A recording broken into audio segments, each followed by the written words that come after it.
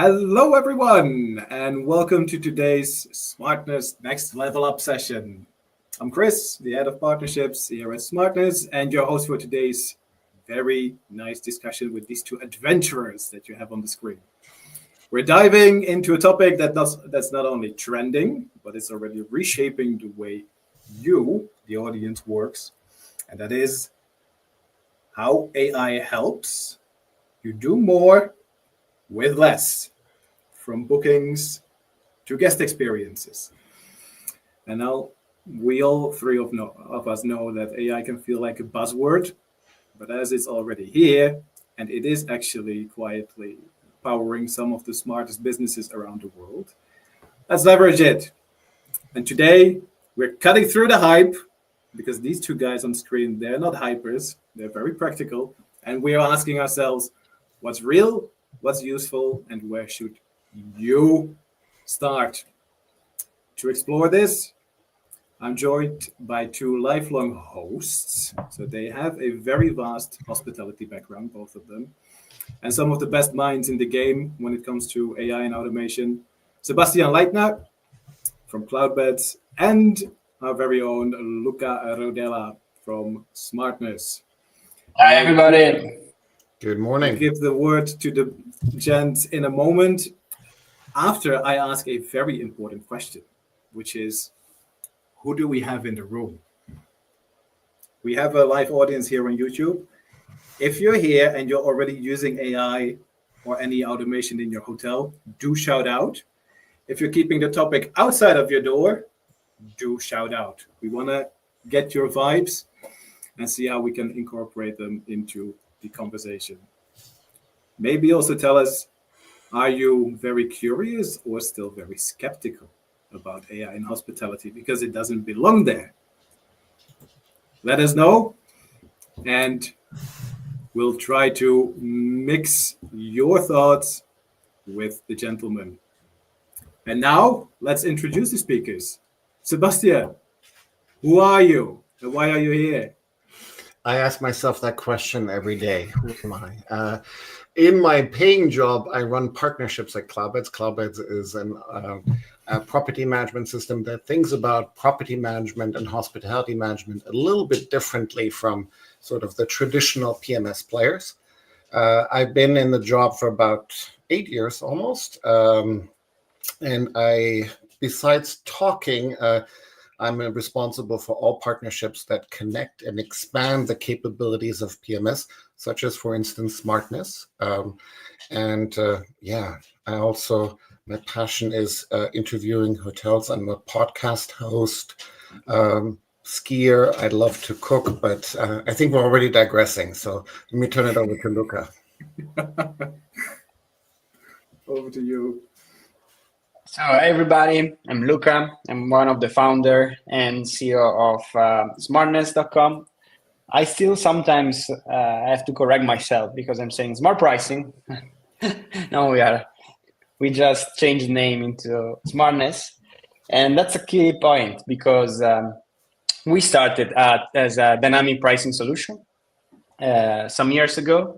And from there, we became a full suite that empower hotel owners and property managers for their revenue. So we help them with marketing automation. We help them with dynamic pricing, so pricing strategies and upselling, cross-selling, and the guest experience. So super happy to be here. And just to conclude on my super quick presentation, our first employee back in 2021 was a data scientist. So we are doing mistakes and we are testing things since 2021 with regards AI, and so we got our hands dirty for quite a while now. That's a very nice and original intro from both of you. So we have hospitality, adventures, mistakes, relationships, and working together with technology. Two platforms that teamed up because the world of hospitality is still in a stage where there are lots of not only steps to take, but leaps to take. Isn't that right? And to start off with a very open question, do we even need technological advancement in hospitality? Aren't we like done? Aren't the property management systems and the platforms already working as they are? Is there still a lot to do in not only AI in hospitality, but in the platforms in general? What is your thought on that as a established authority in the industry, Sebastien? Well, that's a loaded question, just to sort of to break the ice. I'd like to break it apart into two questions, right? One is, do we need AI? And the other one is, do we need innovation and technology advancement in the industry? And I would say, to the question, do we need AI in hospitality? Absolutely. I'm so excited that thank you to ChatGPT for bringing AI into the mainstream. I think, Luca, you made a point. We've been using AI and machine learning principles for probably 10, 15 years already. This is not new technology. But what ChatGPT has done, it has made it mainstream. Now everyone can touch and feel it. Now everyone can use it. Now everyone is questioning what can they actually do with it.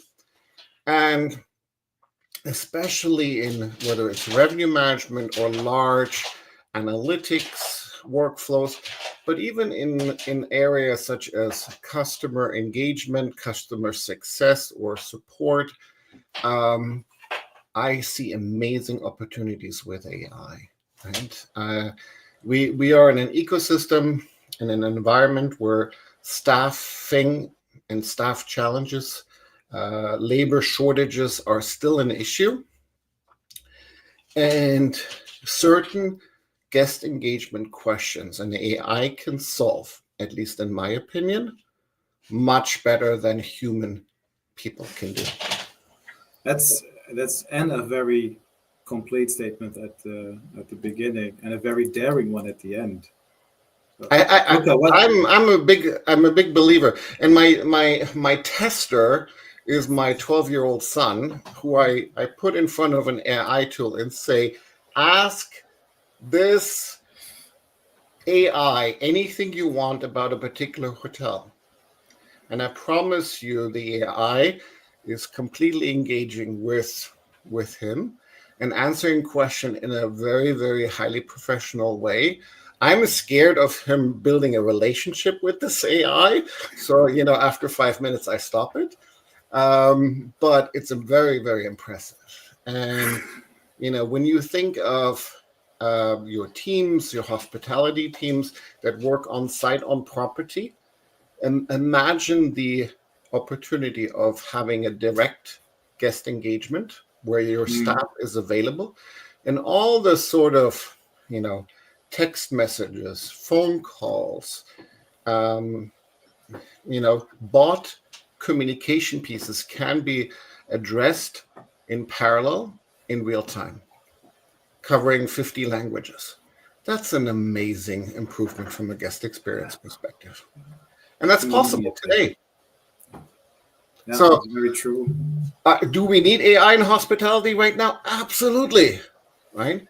Now, I will say that the one thing that keeps hoteliers up at night the most is change.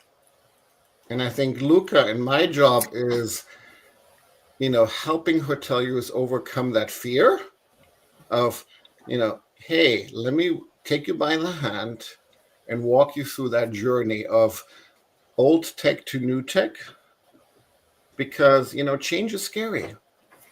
And here you mentioned something very humane and very nice. And Luca, you are on both seats, right? You started off as a property manager and then you dove into tech. So you have experience from both. Did you ever feel the fear of technology taking over? And can we now make the people comfortable that after 15 years, the human touch is still in hospitality, even though AI has been around? What's your take? over the weekend, I have a daughter of 4 years. She is 4 years old, and we were chatting with ChatGPT. At some point, she looked at me and she said, "Oh, this thing is stupid. Not in this way, but." So, so you say, you might be right. So the truth is, I'm a big believer. Still, there are a lot of things that are there is a huge hype, a very big hype there, and it makes sense. Still, is we are still at the beginning. We're still at the very beginning of the thing. Another example, again, I'm a believer, and that's the future. But we have an AI answering to our customers, and there is a huge number of customers that just at the beginning of the chat say operator. So they try out the chat, and our knowledge base is pretty rich. We did so many tests, so we went very deep into that. Still, there are a lot of people that still like the first thing that they type in operator. So they want to speak with human. Is the technology about to take over? Absolutely not. And is the technology very important and key for very particular task? Absolutely yes. Do I believe in the technology and in very particular tasks that technology can do? Yes. But I believe that in charge at the end of the day is the person. The person has to give the guidance. The person is the owner. The person has the experience. The person has the business acumen. So that's my point. And we see in very little, like let's say, layer and task adoption of AI, and that's how it works right now. And that's when people see the results. I was chatting earlier with a property owner in Tuscany. He has an hotel, and we show him with my colleague the newsletter that he creates automatically the newsletter and everything. And the guys were, wow, it's great. Yeah, but I told him still check the newsletter because you might want to add something, might be hallucinated here and there. So just be sure that you are there checking that what the AI gives you. Yeah, and that's one of the points that we'll get to during the conversation. Most likely, is it's not only that things are available; it's still up to you as the business owner or the business operator to leverage it, right? And there are a lot of assumptions that that go around. One of those assumptions is AI will kill the human vibe. Well, you can see based on these two fine gentlemen that is not, because they are still very much alive. And for now. Thanks for the addition. Another assumption that we're running into a lot recently is that more bookings mean better business, because not everybody, but there's a lot of hoteliers and apartment owners that want to leverage AI to get full.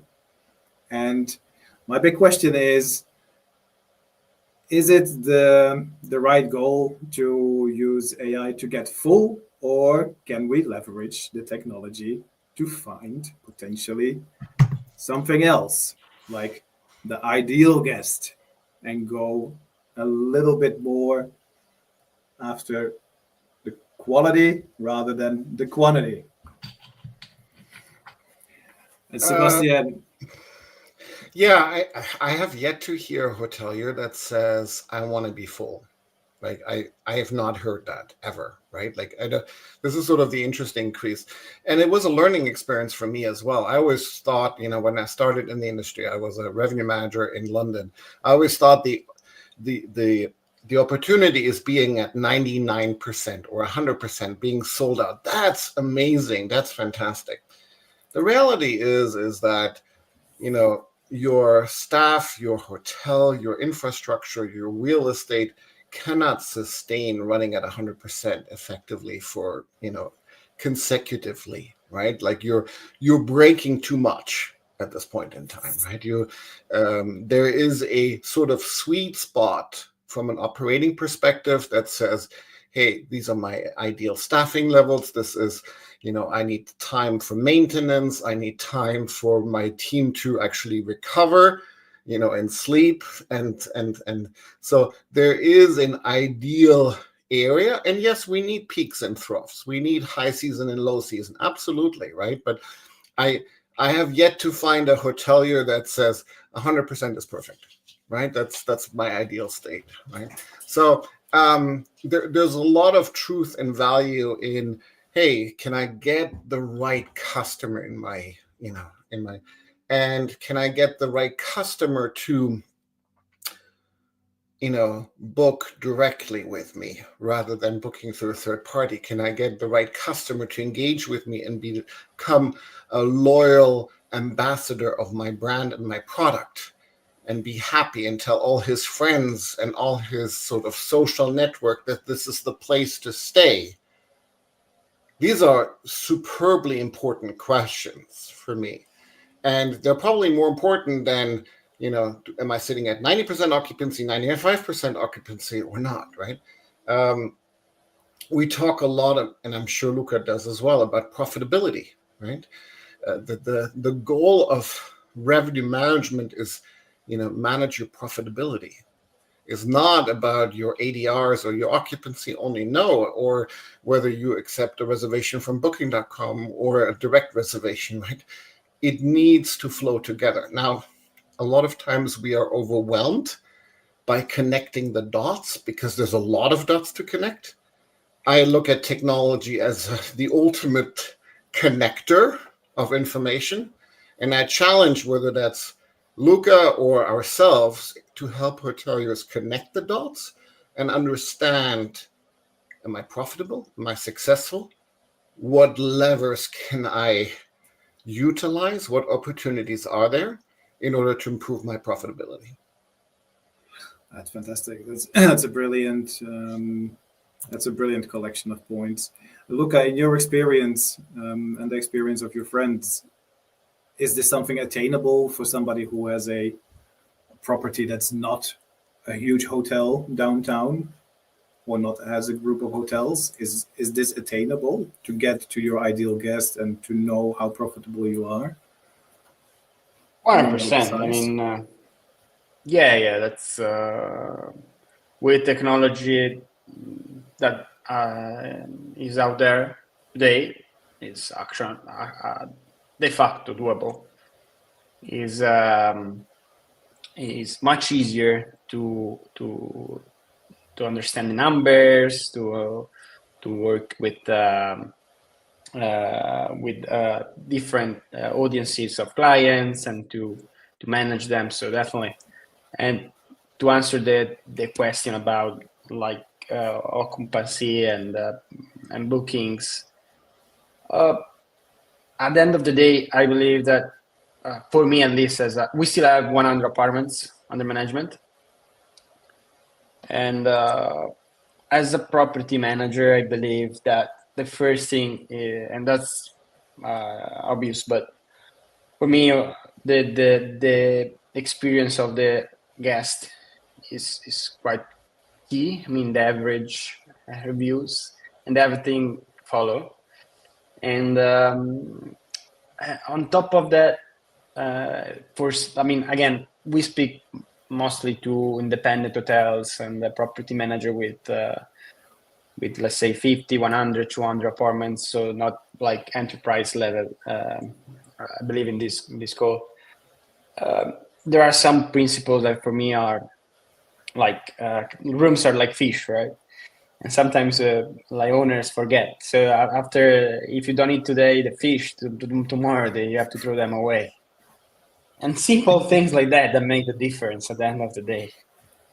And so, do more bookings help the business? I believe so. Is 100% achievable? Does it make sense to have 100%? Maybe not, as Sebastien was saying. Still, hope I answer the debate. Yeah, it's a very nice summary, especially the fish connection. I'm pretty sure that will stick with people. I But will steal that. I will steal that. I mean, I always spoke about perishable goods, etc. Right? Like, but I like the analogy of fish. Can be fantastic, fresh, can be succulent, and after a few. Anyway, we're not going into that. We'll also dive into gastronomic things maybe in the future conversation. So what we can do is we can say the rooms are perishable. And what we can also say is that worries are also perishable, because the worry that AI takes over the human spirit is not really placed, and also not the fact that AI has to function to fill up all of your rooms automatically. It's still very much you being in charge of your strategy, how you want to sell your building. You mentioned both of your personalization.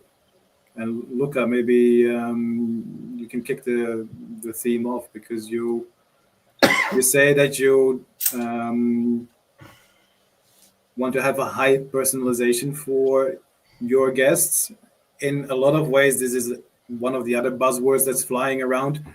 What is this personalization in an automated way to you? How do you do it practically? Let's speak with real personalization. Real personalization is I will meet Sebastien the next fair, and we'll chat about the 80s, like skiing like crazy and running up the mountains. That's personalization, right? That's the real one. Okay.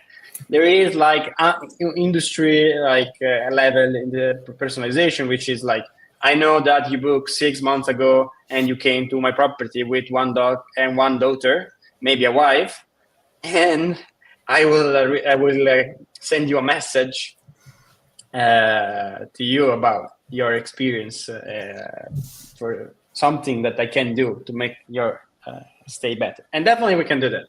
And we are doing that. And it's something doable. And again, 2 different levels of personalization. For me, it's very important to keep in mind the first level of personalization and never lose that. And as a property owner, and the second level of personalization is much more automated and much more doable with, again, like I know that you stay here 7 days and you spend this amount and you brought, again, like animals or whatever, and I can tailor for you an offer. Or you came during a big event, so I can tell you, and that's easy. That's is happening and will happen. And you and all owners should leverage technology to do this, to make it much easier. It's a brilliant distinction you make on the 2 different levels. Technology takes care of one part, and then it's you as the actual host who brings the human layer into it. And this is something that's very much your forte as well, isn't it, Sebastien? I mean, I kind of want to bust the myth of personalization a little bit, and I think Luca went there at the beginning of his sort of explanation. In order, let me make sure that we're on the same page. Why are we talking about this? We're talking about this because a lot of our business is currently coming via OTAs, right? Expensive booking channels. And we think that personalization and, great CRM functionality can move business away from OTAs and incentivize customers to book directly, right? Because that's the whole premise, if you will. Now, I agree with all of that in principle, meaning, hey, if I have a customer that is happy, that wants to come back, I need to make sure that I have an infrastructure in place in order to get that. I'd like to start one step before that, right? And the area that is often undervalued or underestimated is that first initial transaction. And I'll give you the example. A customer will find your website. I promise you that. A customer will find your booking engine. Today's customer is digitally savvy, right? They will find you on Google. They will find you on Facebook. They will find you on TripAdvisor. They will find your website. Now, Do you do everything you can in order to transact at that point in time? Is your payment, your fulfillment, your booking engine ready to capture that guest? Or is that guest still trusting someone like Booking.com and Expedia more because it's more intuitive, because it supports the payment method? I recently found a customer of ours, right? A beautiful luxury resort in Thailand. Fantastic website, fantastic booking engine. Sorry, it's our own, but it's a good booking engine. It's a decent booking engine.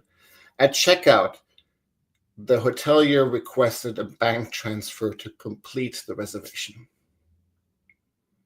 As a customer, I will go to Expedia. I will go to Agoda. I will not do a wire transfer from, I'm based in Canada, to Thailand. This is not going to work.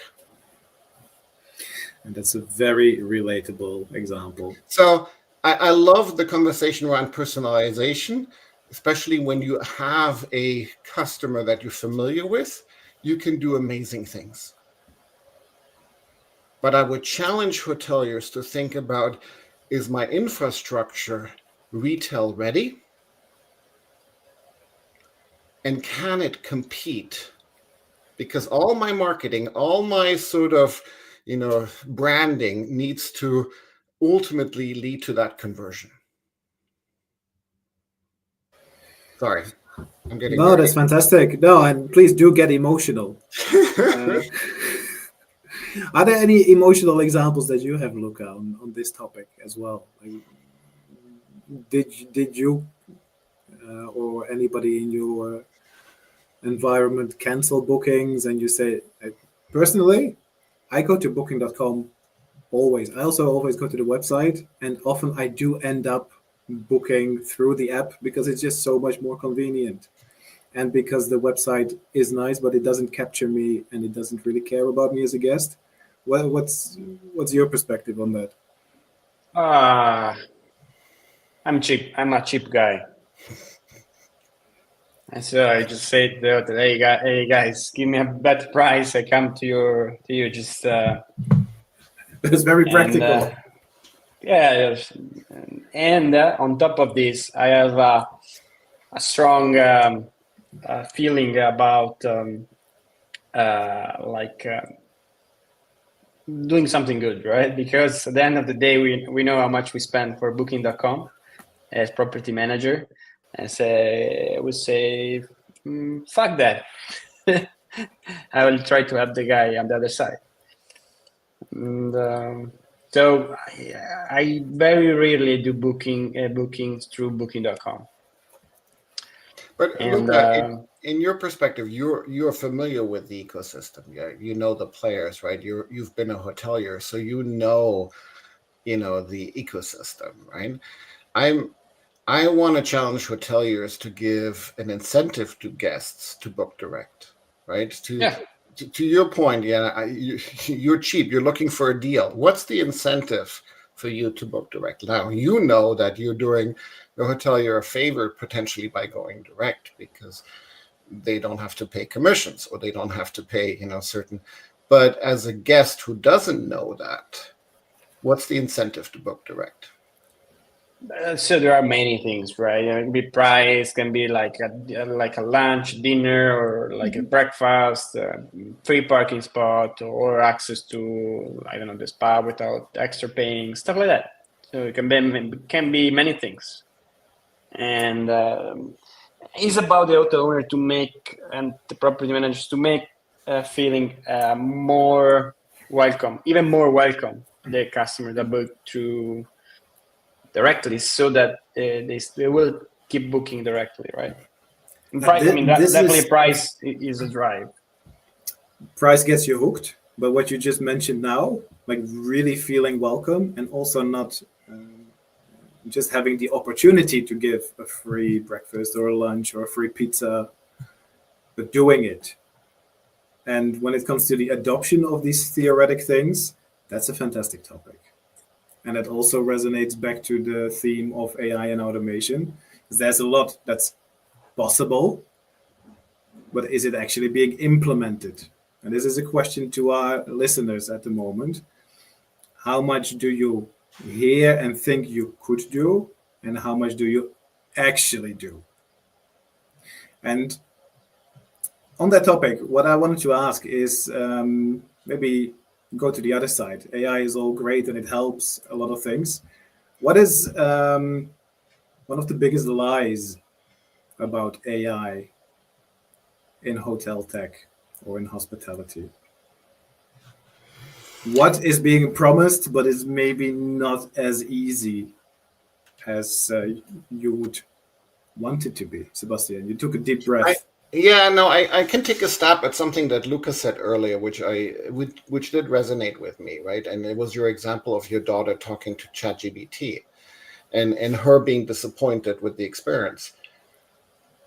AI is only as good as the information you feed it. Right. So when you think of ChatGPT and you're talking to it and you're realizing that it can only answer a certain area or a certain, and it's disappointing, it may well be that it's utilizing data that is either outdated, incomplete, or inaccurate. Right. We talk a lot about trust and authenticity. Now, in large language models or even machine learning, it's important that you control what information is utilized when computing and analyzing and creating something new, right? If you have a chatbot that is AI powered, right, that is answering guest queries about, or in Luca's case, inquiries from their customers about knowledge base. If you can't control the access of that information and control that it's accurate and that it's trustworthy, the output can only be bad. So you have to control the information that you feed the tool, and you have to constantly make it better. This is not and I think the set it and forget it in AI is so not true. It needs to be a smart, evolving, learning data set. That is almost our responsibility as humans to curate it, to control it, to make sure that it's still accurate. Very nicely said. So it's not only of having the opportunity to plug and play technology and then expecting the results, but there's still a very human role involved. I'll give you the analogy that I'd like to use. AI is not going to replace you. It's going to give you superhuman strength. If you accept that, and it's going to make you stronger, it's going to make you run faster, it's going to make you do more things, but it still needs you, right? You can't take the human out of it. And I use AI 8 hours a day, 10 hours a day, tools and services, but it's still me using it, and I control it. Sorry. No, that's fantastically said. Luca, what's your take on Sebastian's words? I'm pretty much aligned. I'm very aligned with him. So that's fantastic. Let's create a little bit of chaos. Is there anything that you guys can not agree on? You're two guys that have been in the industry for a very long time.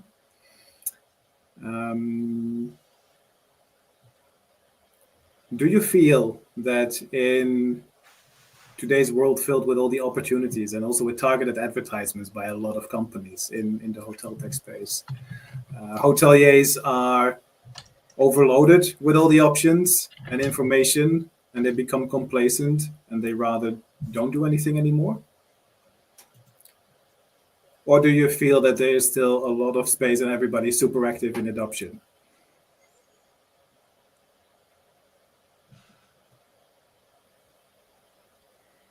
Luca, do you want to take it first? I was reading the comment here on the right. So let's give some space to our guests so that we don't miss any interesting point from them. I like As James's you- question. I'm opening my first apart hotel. Interested how AI can be used effectively. Do you want to start, Luca? Yes. So good luck with your first apart hotel. Would be like great experience, a tough experience at the same time, most likely, and for my experience. And how AI can be used effectively. I believe that is a job of different providers to add AI to their solutions, right? So your goal is just to check out different solutions that empower AI, that use AI somehow, and find the right one for your case. And can be from dynamic pricing to marketing automation. And what I suggest you is to look for the right tools, and that's a huge hand. Invest time to use the technology and devote time to make it work, because it is not magic. It's not Harry Potter kind of stuff. So if you want to really use AI, there is a learning curve, like everything. So invest time. In the first draft would be very bad. The second draft would be still pretty bad. But the third one, it might be better and better, and you will have an advantage over others. But again, it takes effort, time, and patience. A lot of patience. and a lot of preparation as well, especially when you're 200 miles away from the site, James. Do consider very, very carefully what you want out of your business, how you want it to be run, and then put the pieces of the puzzle together. Because if you just go chasing the biggest AI hype and the shiny objects that are currently out there, Sebastian, will you set yourself up for a lot of pleasure and success, or will it be painful? Well, I would also say that, look for automation, right? I think a lot of companies nowadays say AI or use the acronym AI, which is great. If you're in a part hotel, I assume you're going to run a very lean operation. You're going to run a very lean, administration, if you will. Look for tools and services that permit you to automate as much of the repetitive tasks as you need and you want, based on the services that you want to provide. And there's some great tools out there that can do that. Some of them use AI, some of them use machine learning, some of them use workflows. And that's okay, right? So it doesn't need to be necessarily always AI. I like Luca's reference, which is around, think of the workflow you need to create or the experience you want to create, dot it down, and then figure out what technology can help you in delivering that experience.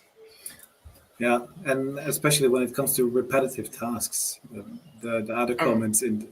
Go ahead, Luca. One thing, James, like reading your comment about the 200 miles away. I manage properties in the US, UK, in Italy. I've been far away from the properties for quite some time when I manage them across the globe. And in terms of technology, humans are still important. Find someone that you trust and empower them. And this person should be really ready to go to the property to fix things, because again, you really, as we were saying, think before to more than 90% of the possible problems, and you can really be sure that you fix them before they happen. But still having someone on the ground that in case of emergency you can call and you can help the guest, and they can smooth a little bit the experience, and look for that. And it's not a full-time job. There's something like maybe someone else that have a lot of properties and say, hey, I give you something every time something happen, or I give you something for, it depends how many properties. Maybe you have 200 apartments, so that's a different story. But if you have like 5, 10, 20 apartments, that'd be the important thing to do. Sorry for the... No, just thanks very much for the nice addition, because it's very real. And this is also something technology can do a lot, but having an on-site great manager, you still need humans for that. And to come to the other comments in the chat from Baukus and Heim, I love it. It's like, first of all, repetitive tasks, those can be changed. Are we enslaved to tech, and then tech will enslave humans? That's a very nice statement that we can now also debunk. So we've had analogies with fish, with Harry Potter's, and now with enslavement of humans by technology. But I do like your first comment about the fact that Cloudbeds originally was made for dummies, and now it's for smart people. Like, Sebastien, give us a comment. I mean, thank you. I hope this is in a positive context. Look, we want to provide contextual information inside of Cloudbeds everywhere we can, right? You use a technology, you use a tool. It's important that we help you connect the dots, whether that's in the availability screen, whether that's in the calendar, whether that's in the reservation screen. It's about surfacing contextual information that help you make better business decisions at all times. And whether that's a machine learning algorithm that is doing this and suggesting these changes, or it is us just surfacing information that help you make yourself better decisions, great. I loved his reference about enslaving humans. There is one fear that I have, right, which is especially in large language models, which is our future generation, right? I mean, Luca, you and I both, we have children. They are growing up with these tools and services. How do we ensure that they understand right from wrong and stop using creativity,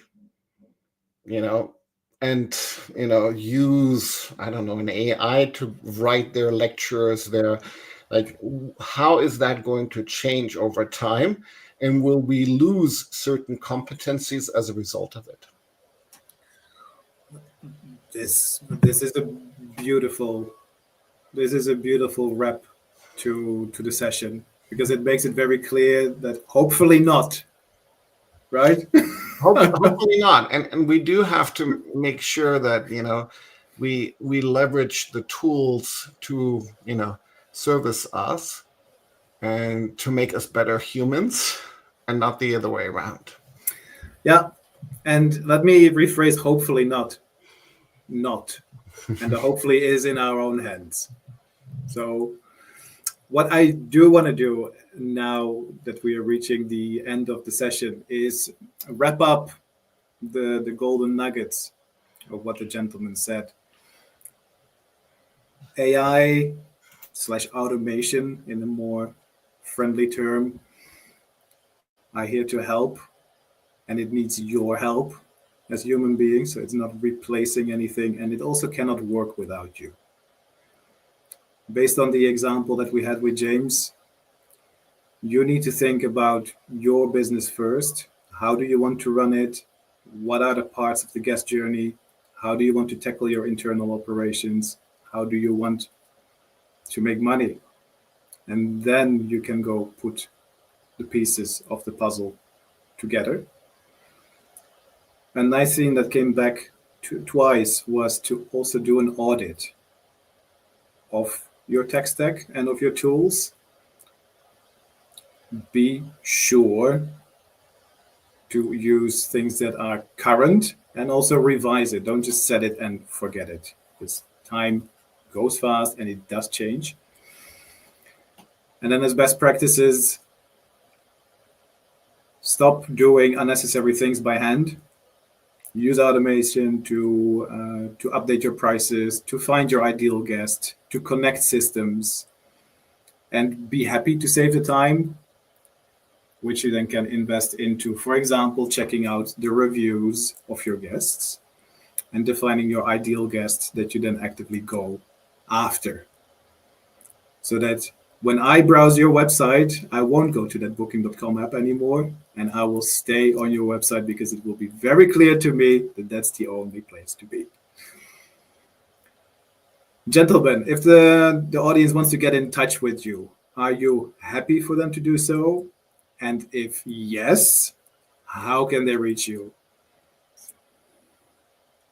Sebastien. I'm very happy to share my email address. It's my first and last name .@cloudbeds.com. I don't know if I can actually chat it to everyone. And otherwise you can find me. I guess I can. Oh, I have to connect my YouTube account. If somebody would post it there, that would be great. Otherwise I can be found on LinkedIn. Of course, as well, but otherwise it's Sebastien.Leitner@cloudbeds.com. Fantastic. If you don't find him on LinkedIn, you will find Sebastien on the ski slopes. You will find Luca on the windsurf or mountaineering. These are the topics for our next fireside session. For now, gentlemen, I want to thank you for being here with us and for sharing your insights. I want to thank everybody for watching this right now or the recording later. The recording will be available soon, and stay tuned for the next sessions that we have in the Next Level Up series. Stay smart, stay human, and only use the machines to do the heavy lifting that is not for you. Thank you very much. And take care. Bye. Thank you. Bye. Ciao.